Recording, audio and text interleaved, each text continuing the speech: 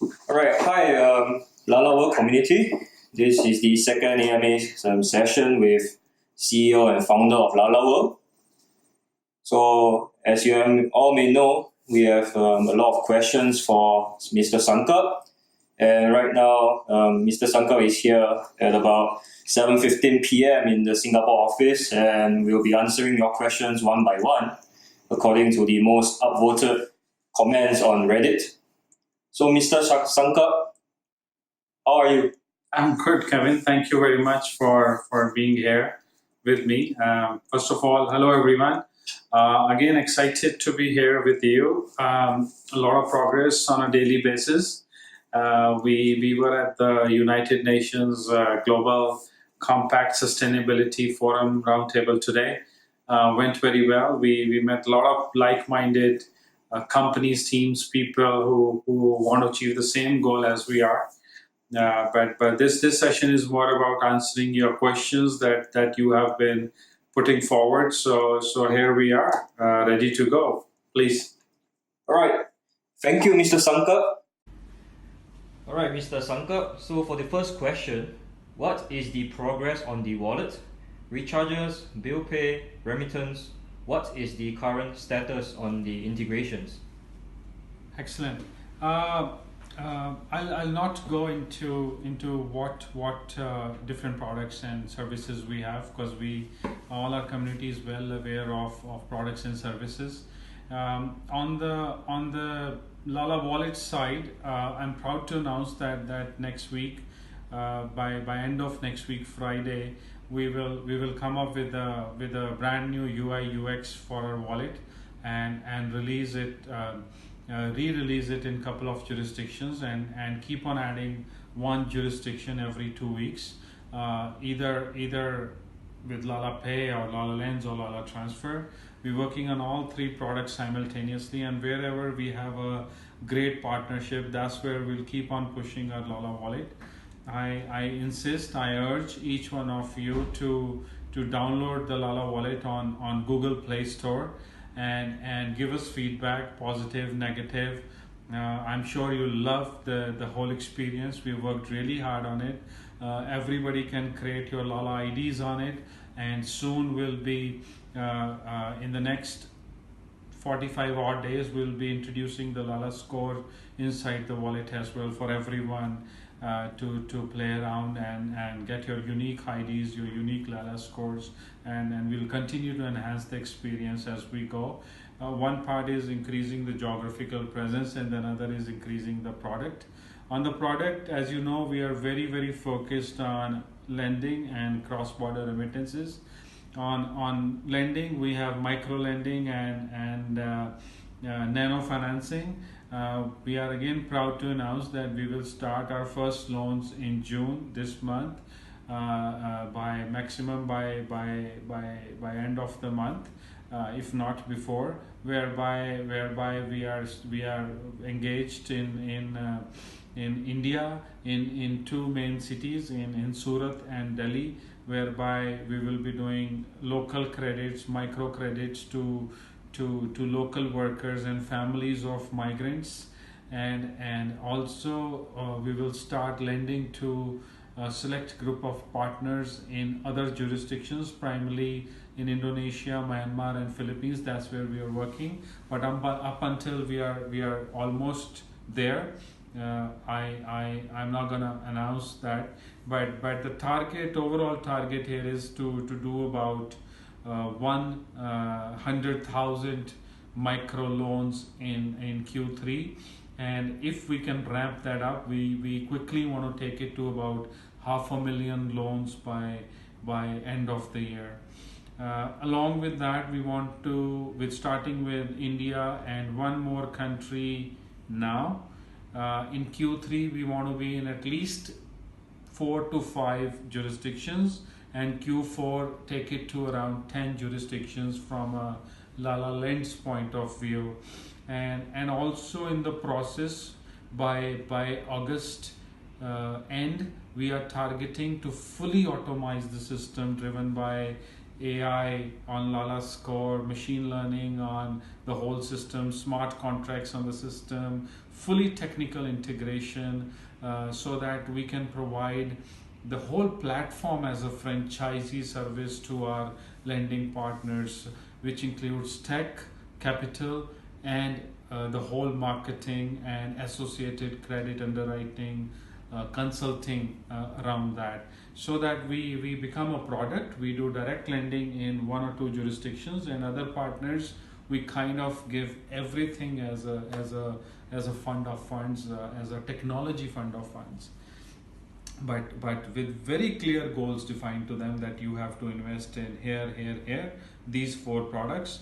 This is the checklist, so that everything can be automated, and these partners will have to buy Lala tokens from the market to become our partners. Initially, we might just give it as it is, but starting Q3 we want to start selling Lala Score as a product. We want to start selling the whole platform as a product, and they have to use Lala tokens to buy all this.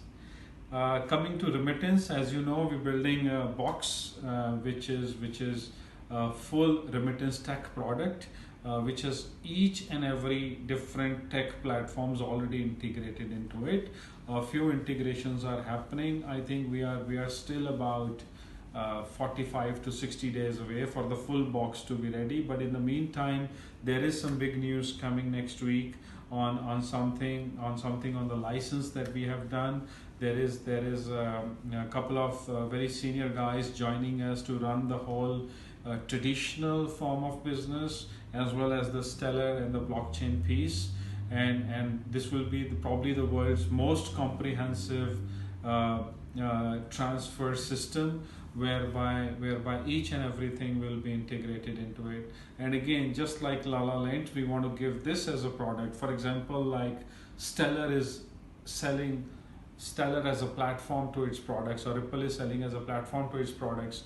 We want to sell this the whole as a platform which already includes Stellar, and going forward we'll put other remittance things in it, which will have traditional platforms like TransferWise, Max Money, Express Money, Western Union. We'll also have aggregators inside it. So and all driven by AI, ML, and analytics to give the best location and best rate at any moment in time, and the delivery. Alright, moving on to the second question. Are there any plans of an additional Fiat gateway or third party to handle the token purchase? I think these are two different things, if I understand the question correctly.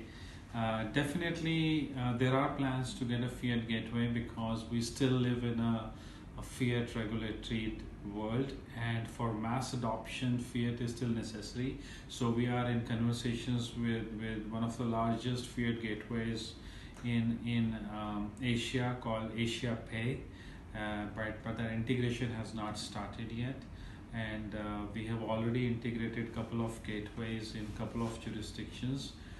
Like India, we have a payment gateway, and in Malaysia we have a gateway.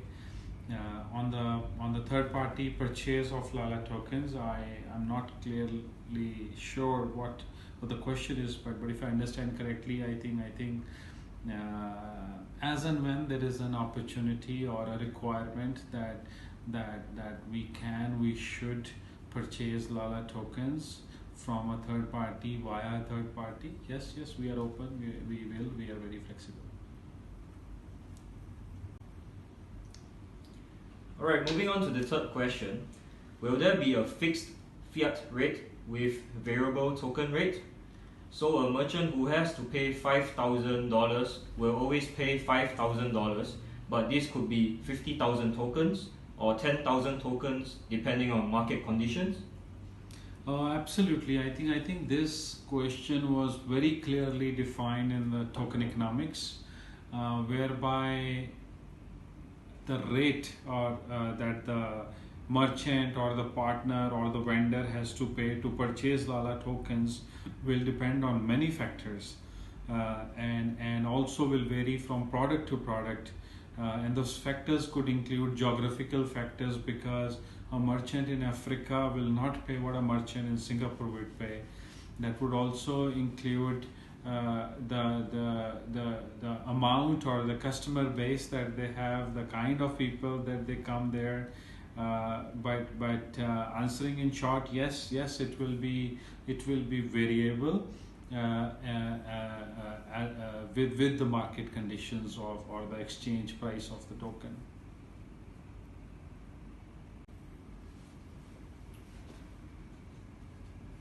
Fourth question, if I lend $1,000 in LALA and at that time this is 5,000 LALA, assuming transactions are immediate, so not subject to any price difference, the borrower then receives 5,000 LALA.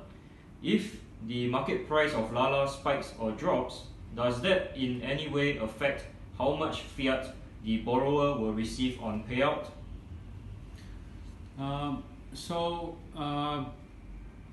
I want to break this question down into two parts because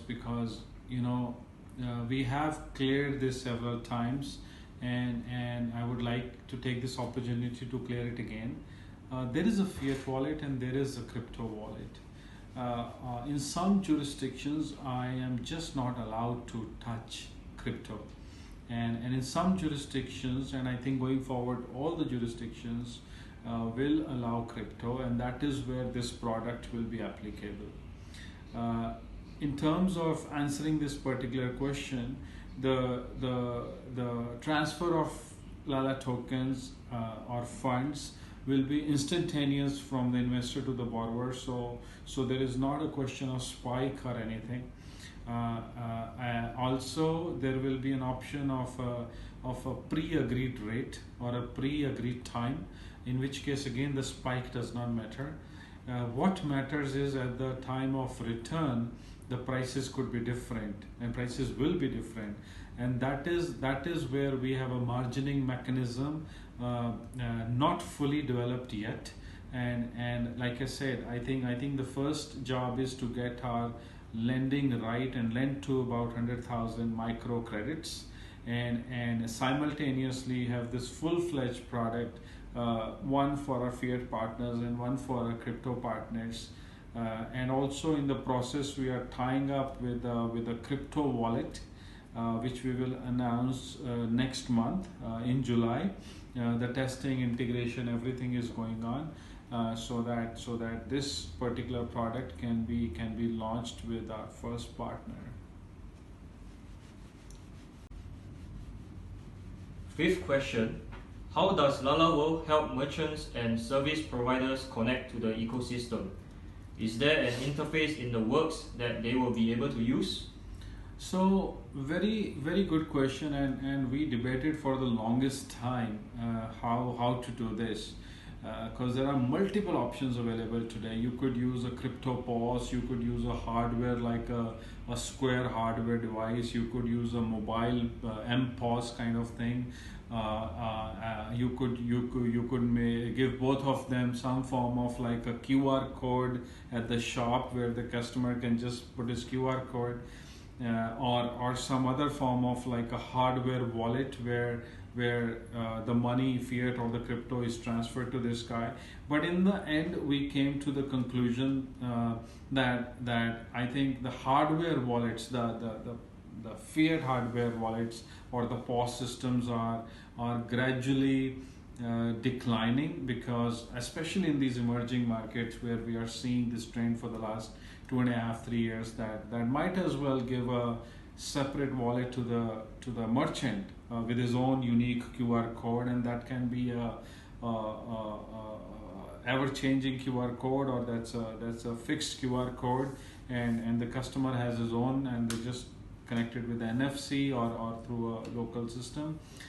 So there is no need for a hardware as such.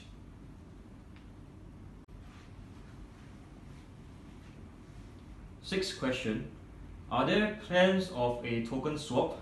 Will LALAWorld get its own blockchain in the future? How will the information be maintained and verified? Will there be rewards involved in helping maintain and validate? The short answer is there is no definite plans for a LALA chain or a LALA blockchain. Although we are in deep discussion, and my team is supposed to give me a comprehensive paper by this month, whether we should go for our own LALA chain or not. And depending on that answer and a full business plan for the next 9-12 months, we will take a call next month whether we want to go through this route or not. It's likely, it's unlikely, we don't know at this point in time, because too many moving parts. But the idea, if that works, would be to have a full comprehensive banking LALA chain, not just remittance and lending, but what are the other banking things that can go into that protocol, and then we have to figure out this question ourselves. If there will be a token swap, how will that work, what will be the protocol like? We don't know the answers yet, but I think we'll have much more clarity end of this month. 7th question. Have you considered deploying tokens to market makers to help stabilize price and add liquidity? Yes, we have considered.